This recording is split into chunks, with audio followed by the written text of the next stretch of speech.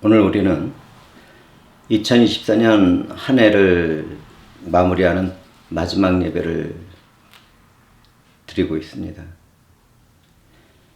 한 해를 마무리하면서 결산하는 시간을 잠시 보내는 것은 참으로 지혜롭겠죠. 최근 몇 년 동안 저의 설교의 시작은 대부분 암울한 세상 뉴스로 시작되었습니다.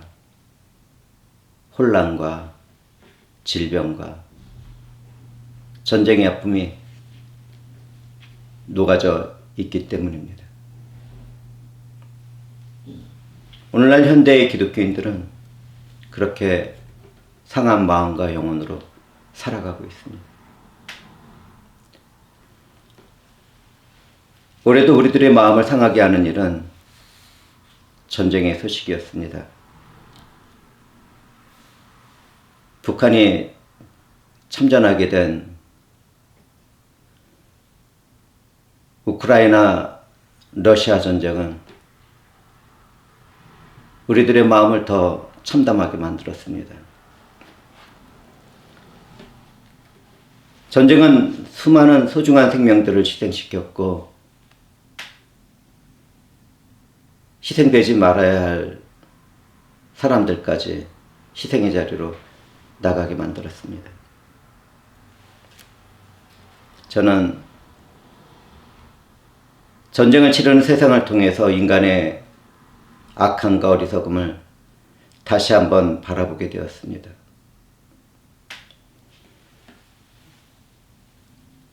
인간이 이렇게 파괴와 죽음뿐인 전쟁에 빠져들어가는 것은 이 세상의 악한 영에게 졌기 때문입니다.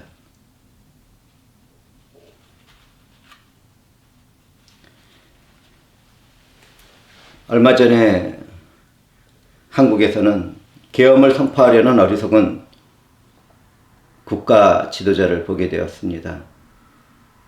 저도 그렇지만 얼마나 많은 사람들이 깜짝 놀라게 되었는지요. 이 일이 일어났을 때 지혜로운 대한민국 국민들은 평화의 시위로 나아갔습니다. 정치적인 이야기가 시작되면 사람들은 좌파와 우파로 나뉘고는 합니다. 그런데 사람들은 진정한 우파와 좌파의 의미를 모르고 있습니다. 저는 이런 현상을 오랜 기간 동안 보이지 않는 사상과 이념의 교육으로 생긴 문제라고 파악하고 있습니다.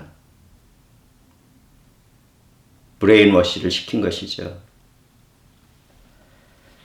만약 어떤 정권이 아무리 좋은 의도와 목적을 가졌다 하더라도 자유주의 헌법과 질서를 거부하며 군대의 힘을 빌리고 총과 칼을 들었다면 그 정권이 바로 독재 좌파가 아니겠습니까?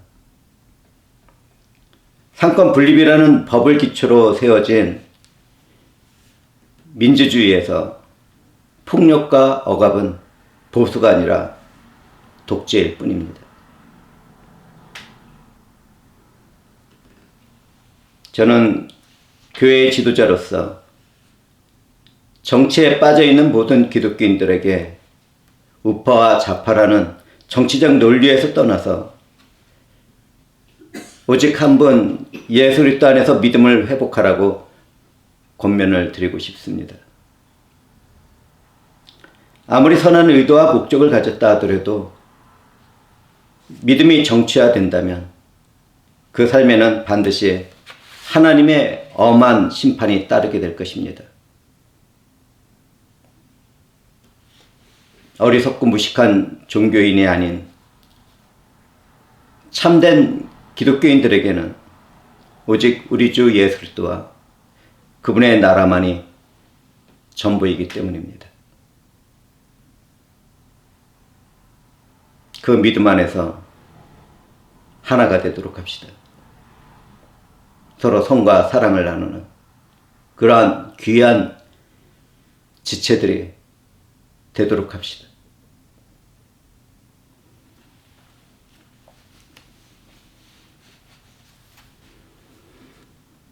하나님은 예수 그리스도 안에서 구원받는 자들을 선택하실 때 구원 이후에 선을 이루는 일까지도 바라보십니다.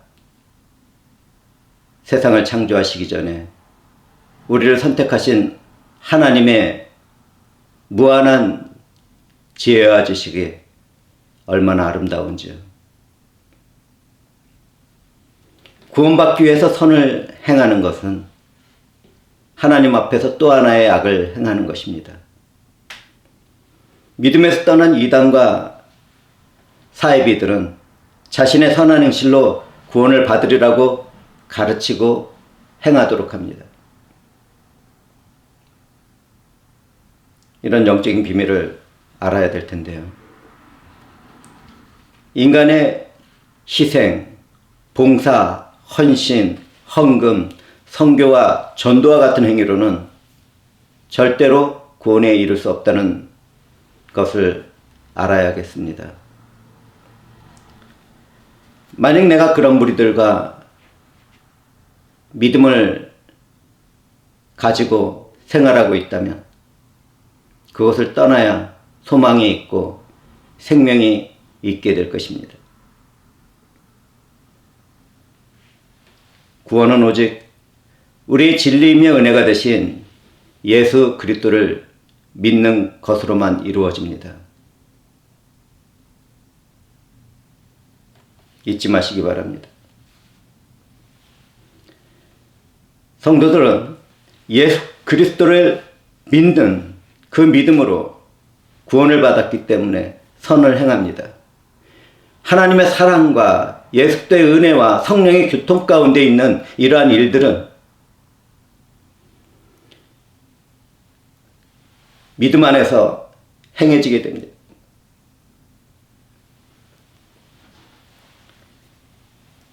홀령교회는 이번 크리스마스 이브날에 서로의 영광을 구하지 않았습니다. 선물을 서로 주고받는 그러한 일도 하지 않았고, 또 연극이나 장기자랑 같은 그런 세상적인 것들을 교회에 들여놓지 않았습니다. 우리는 주님의 길을 따라 소외된 홈리스들에게 마실 것과 얼마간의 현금과 복음을 나누며 그들을 기도해주고 새벽에 돌아왔습니다. 저는 모든 교회가 자신들의 영광을 나누는 길에서 떠나 참된 하나님의 자녀들로서 세상의 빛이 되기를 다시 한번 소망해 봅니다. 사랑하는 형제자매들은 새로운 2025년에도 내 삶의 모든 영역에서 선을 행하는 최선의 삶을 추구하도록 합시다. 우리 주 예수 그리스도 안에서 행하는 선한 사랑은 율법의 완성인 것입니다.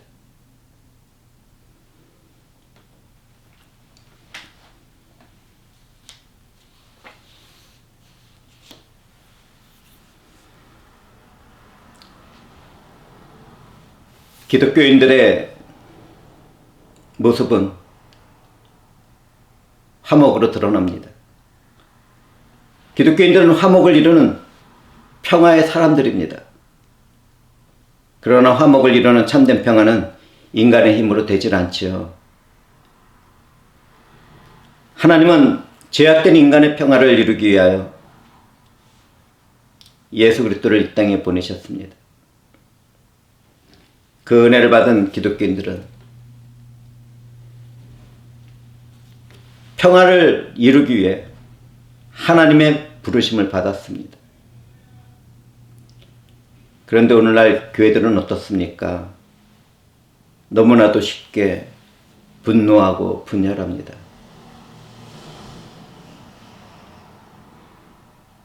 예수 그리스도 안에서 하나가 되어야 될 교회가 교파와 교단으로 나누어졌고, 또 우상이 된 교회의 지도자들을 따라 분열되어지는 아픔을 소유하고 살아가게 되었습니다.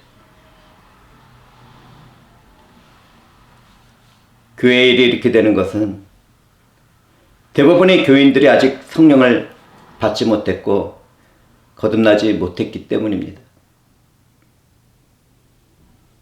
온전한 길을 걸어가는 교회와 교인들은 그러한 불쌍한 형제들과 자매들을 위한 기도를 드려가며 온전한 말씀이 선포되어지고 가르쳐질 수 있도록 힘을 써야 하겠습니다.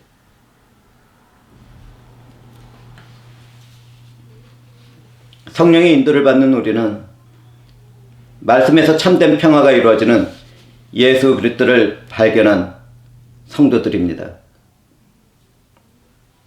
우리 주 예수 그리스도는 하나님과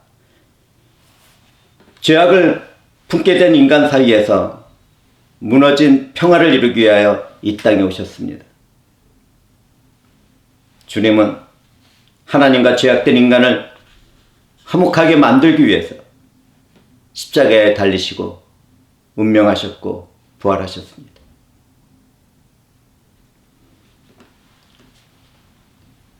저나 사랑하는 형제자매들은 하나님과의 관계에서도 그렇지만 서로의 관계에서도 주님이 이루신 화목한 삶을 추구해 나가야겠습니다. 서로 화목을 이루기 위해서는 하나님으로부터 오는 용서와 이해와 선한 사랑을 소유하고 있어야겠습니다. 한마디로 성령의 사람들만이 예수 그리스도와 연합된 화목을 이루는 능력 있는 삶을 살아갈 수 있는 것이지요. 저는 우리 모두가 그렇게 되기를 주님의 이름으로 축복합니다.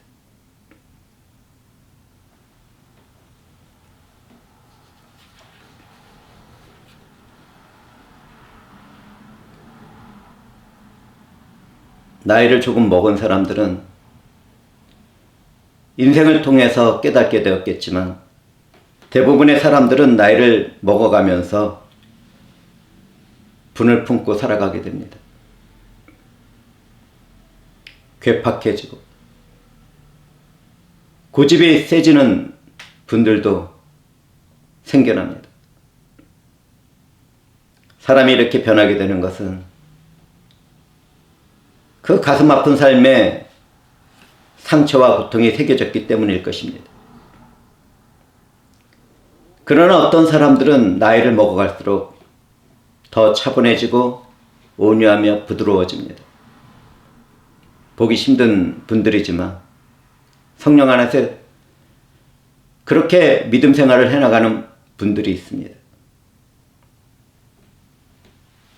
믿음과 성령 안에서 자신의 삶의 무게를 깨닫고 회개 가운데 나가는 시간이 있는 분들은 다 그렇게 변하게 되죠. 내가 조금 더 잘할 걸. 내가 왜 내 자녀들에게 그렇게 행동했을까? 내가 왜 내 남편과 아내에게 그런 행동을 했을까?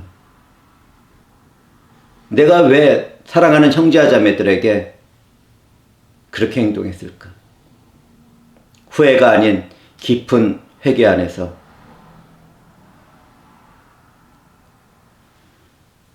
성령의 역사를 따라 그렇게 변해가는 분들이 교회에는 있습니다. 얼마나 존귀하고 아름답고 탁월한 사람들인지요.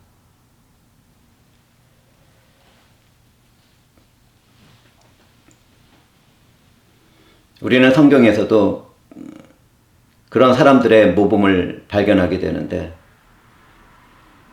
요한 사도가 그 가운데 한 사람입니다. 저는 말씀을 나누는 회중 모두가 이렇게 변해가는 은혜를 받기를 소망해 봅니다.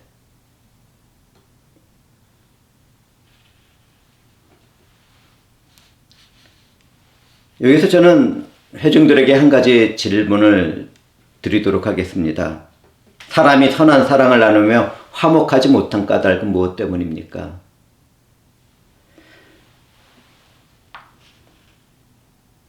자기 자신이 중심이 되어 살아가기 때문이 아니겠습니까? 삶을 살아가다 보면 다른 사람들로부터 상처와 고통을 받게 될 때가 있습니다.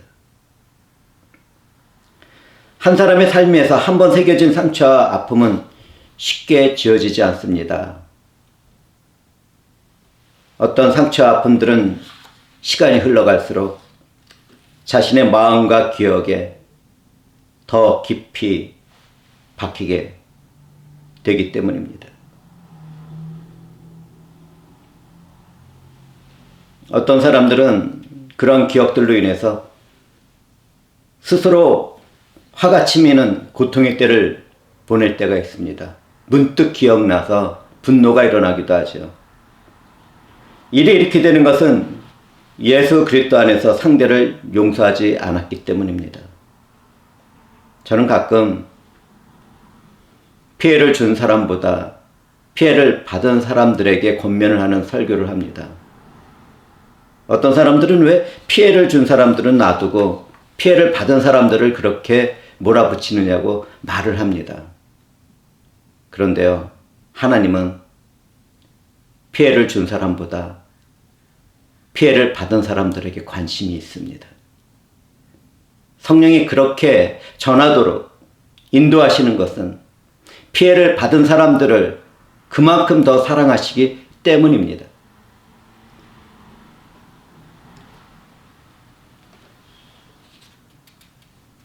사랑하는 형제자매들은 믿음에서도 그렇지만 자기 자신의 마음 건강과 정신 건강을 위해서라도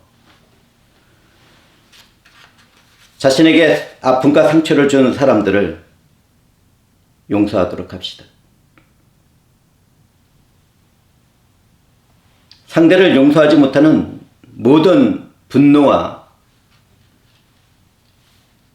아픔과 화를 하나님께 맡기고 자유롭고 화목한 평화의 삶을 살아가도록 합시다.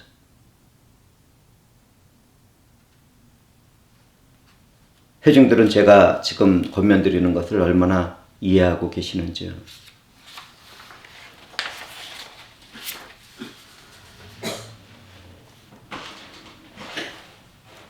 저는 어떤 사람들이 내가 미친놈이지, 내가 미친년이지, 이런 독백을 하는 것을 들을 때가 있습니다.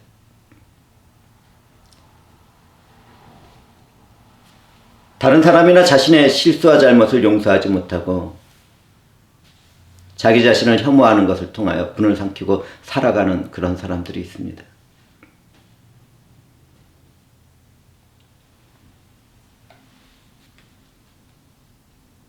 그 상처와 아픔을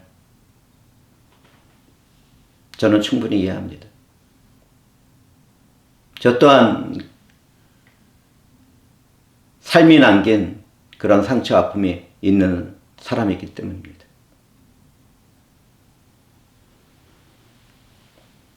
그러나 기독교인들은 용서와 회개의 믿음 가운데 살아가는 성령의 사람들입니다.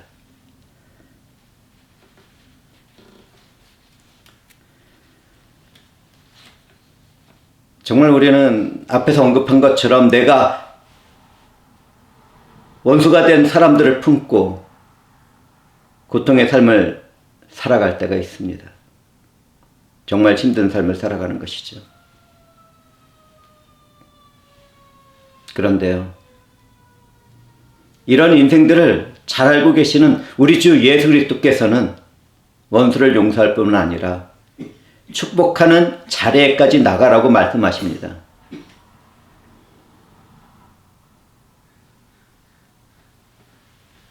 믿음이 없는 사람들에게는 정말 말도 안 되는 것을 말씀하신 것이죠. 그러나 말씀을 깨닫고 성령이 임한 사람들에게는 그 말씀이 무엇 때문에 주어졌는지 깨닫게 됩니다. 성령이 임한 사람들은 하나님의 아들 예수 그리스도의 십자가의 사랑과 은혜 아래에서 자기 자신과 모든 삶을 살펴보며 그러한 삶을 추구해 나가려고 최선을 다하지요.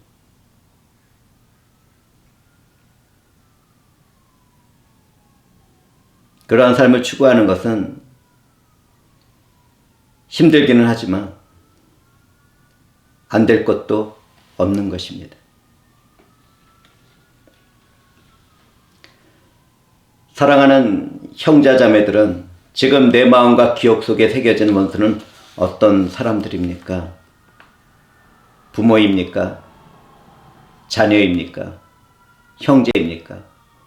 아니면 함께 믿음 생활을 했던 교회의 형제와 자매들입니까? 만약 이런 질문 가운데 문득 생각나는 사람들이 있다면 원수를 갖고 말겠다는 그런 생각을 버리도록 합시다. 저 사람만큼은 내가 용서하지 않겠어 라고 다짐했던 그 마음도 버리도록 하고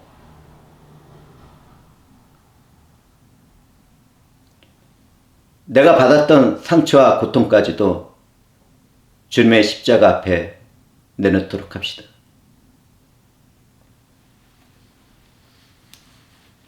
그 대신에 내게 상처를 줬던 그 사람들을 용서하고 그들을 위한 축복도 기도하도록 합시다.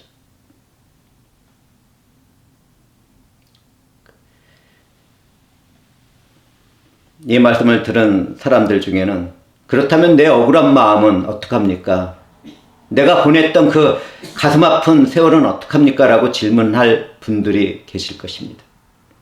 그런 분들에게 답변 드립니다. 원수를 갚는 것은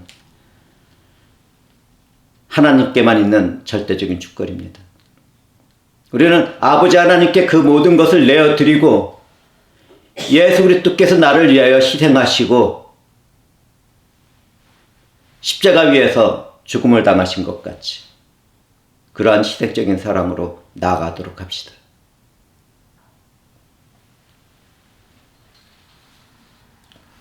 그런데 어쩌면 내가 원수가 된 그 대상이 내 자신일 수도 있습니다. 한때 내 마음과 욕정을 따라 살아가다가 죄를 범하고 실수한 사람들에게는 내게 주어진 그 삶이 정말 후회스럽고 생각할수록 고통스러울 것입니다. 그때 사람들은 혼잣말로 하지요. 내가 미친놈이지. 내가 미친년이지. 왜 그랬을까?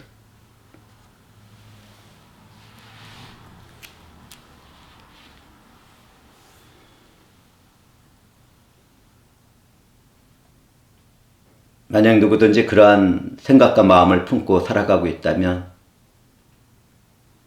자기 자신을 용서하도록 합시다. 예수 그리스도의 십자가 위에 내가 행한 모든 허물과 죄를 고백한 그 아픔을 품고서 자기 자신을 용서하도록 합시다. 어제의 일, 어제의 아픔, 어제와 방금 전에 생기게 된 상처와 슬픔까지도 지나간 것일 뿐입니다.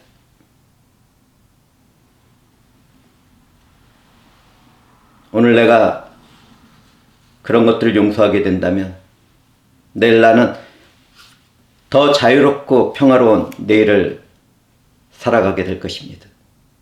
주 예수 그리스도 안에서 승리를 거두며 희락의 기쁨도 회복되게 될 것입니다.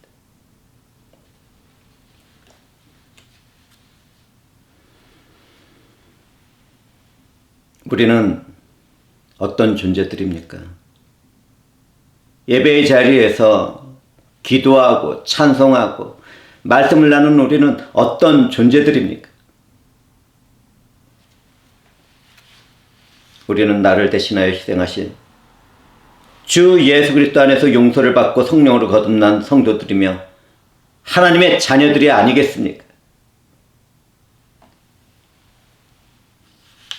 그렇다면 원수의 심판은 하나님 아버지께 맡기고 나는 그 원수조차 사랑하며 축복하도록 합시다.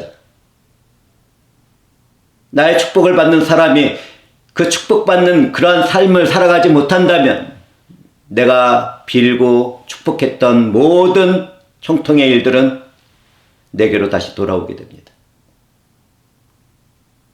또한 그 길로 나아간 나의 마음과 영혼은 치료받고 회복되며 참된 자유와 화목된 평화를 누리게 됩니다.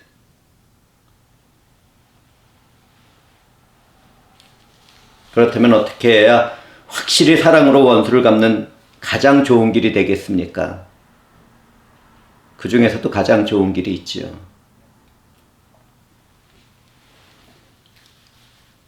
가장 확실한 원수 갚는 것은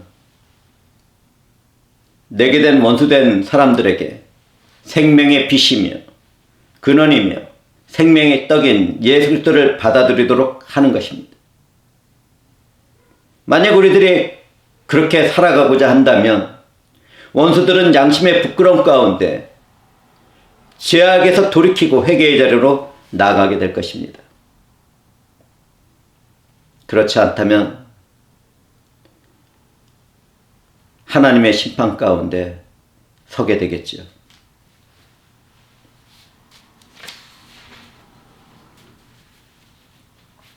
그런데요, 그들은 그들이라 하더라도 원수조차 용서하고 축복하는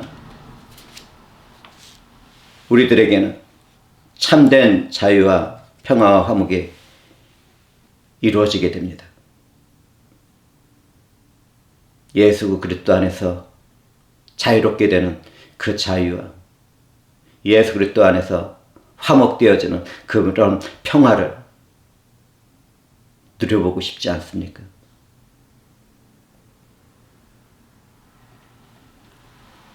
그렇죠. 우리는 이렇게 하나님의 뜻을 이루어 나가며 승리의 삶을 살아가는 하나님의 존귀한 자녀들입니다.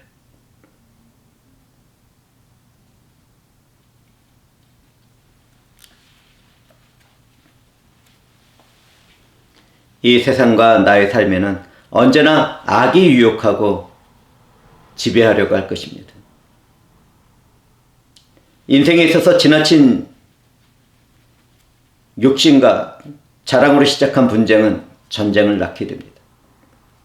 그러나 그것조차도 용서하고 원수를 맺지 않으려고 한다면 이 땅에서 화평을 이루는 천국의 삶을 경험하게 될 것입니다. 사랑하는 형제자매들은 내게 원수가 된 대상이 어떤 사람이든지 원수를 악으로 갚겠다는 생각과 행위를 버리도록 합시다. 그 대신에 용서하고 사랑으로 갚아 나가도록 합시다.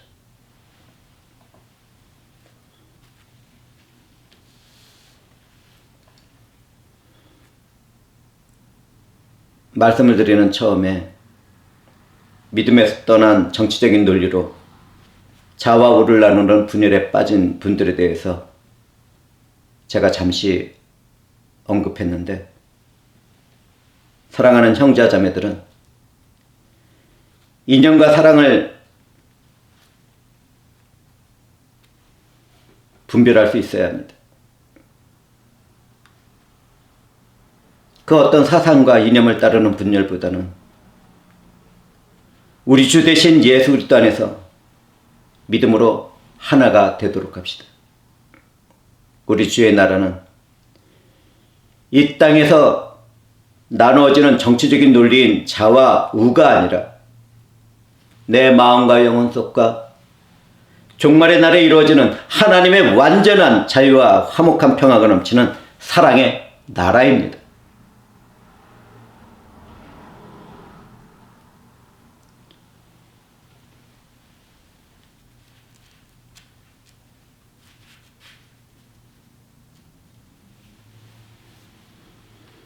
만약 우리가 그런 사람들이 되어간다면 이 세상은 어제보다 오늘 더 나은 시간을 부여받게 될 것입니다. 사랑하는 형제와 자매들은 원수에게도 예수 그리스도의 은혜에 대한 믿음의 근거한 선을 이루는 친절한 사랑을 베푸는 생활의 자리로 나가도록 합시다. 만약 누구든지 예수 그리스도의 대속의 은혜를 믿음으로 고백하며 그렇게 성령의 권능으로 살아가자 한다면 반드시 승리와 형통의 삶을 경험하게 됩니다. 하나님이 함께 하시는 형통의 삶을 말이죠. 저는 2024년 한 해를 마무리하는 주일 예배의 자리에서 주 하나님의 성령에 의하여 용서와 선한 사랑의 열매 맺기를 갈망해 봅니다. 저와 말씀을 나누는 모든 회중들이 우리 주 예수 그리스도 안에서 참된 자유와 화목된 평화를 이루며 승리하게 될 것을 바라보며 설교를 마치도록 하겠습니다. 주 하나님께서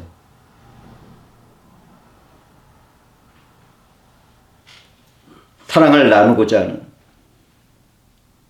형제와 자매들에게 권세와 능력과 힘이 되어줄 것입니다. 기도하시겠습니다.